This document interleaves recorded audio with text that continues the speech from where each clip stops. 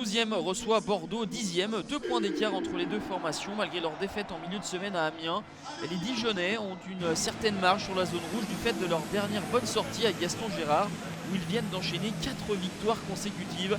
Bordeaux pour sa part a signé son plus large succès de la saison, 3-0 face à Saint-Etienne, un match référence qui permettra peut-être aux Girondins d'enchaîner, de se rapprocher du haut de tableau et des ambitions du club. Auteur d'un doublé face à Saint-Etienne, Alexandre Mendy est titulaire en pointe avec Vada en son soutien. Malcolm et Cafou sont les deux autres milieux offensifs. Et Cafou justement va ouvrir le score à la 13e minute. Deuxième réalisation pour le Brésilien, l'ancien de Ludogorets en Bulgarie. Profite de ce ballon mal renvoyé, même s'il semblerait qu'il avait déjà franchi la ligne sur la première opportunité. En tout cas, les Girondins se mettent sur la bonne voie avec cette ouverture du score dans le premier quart d'heure.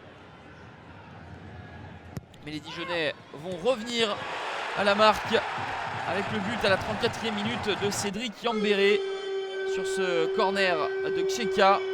Cédric Yambéré, lui qui avait passé 3 ans à Bordeaux, marque ici son deuxième but de la saison après déjà une tête victorieuse face à Lyon.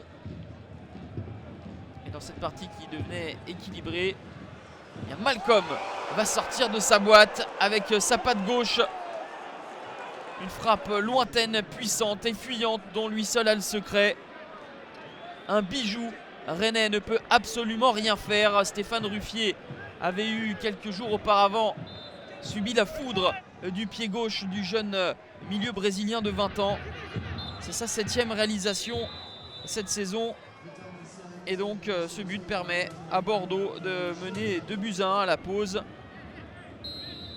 Ce but sensationnel de Malcolm ne masque pour autant pas les difficultés de Bordeaux dans le jeu, qui ne maîtrise pas complètement leur sujet face à des Dijonais qui vont revenir au score une nouvelle fois. 2 buts partout à la 52e minute. Le très beau travail de Wesley Saïd pour Benjamin Janot. 4e réalisation pour l'ancien Lorientais. L'équipe offensive proposée par Olivier Dalloglio encore une fois ce soir avec Kwon, Tcheka, derrière le trio Saïd, Tavares et Janot. Kwon, on le retrouve quelques instants plus tard avec le ballon de Rosier, le contrôle orienté de Tcheka et le but somptueux de Wesley Saïd.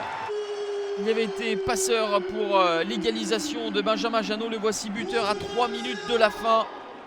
Dijon, qui a été mené à 2 reprises, a réussi à revenir à chaque fois et parvient ici à passer devant 3-2 grâce à la 3e réalisation de l'ancien Rennais Wesley Saïd. Match spectaculaire à Gaston Gérard. Les Dijonais s'imposent et signent une 5e victoire de rang à domicile pour devancer Bordeaux. Les Girondins rechutent après leur légère embellie et retombent en deuxième partie de tableau.